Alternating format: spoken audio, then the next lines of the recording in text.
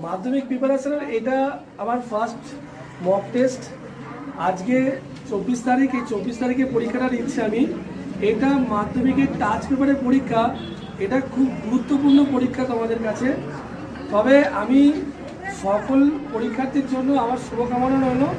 আমি চাইবো তোমরা তোমাদের বেস্টটা দেবে আর সব থেকে ভালো তোমরা রেজাল্ট করে বেরিয়ে আসবে। যাই হোক, আজকে যে পরীক্ষাটা দিচ্ছেন সবাই মন দিয়ে খুব ভালোভাবে পরীক্ষাটা দিচ্ছে।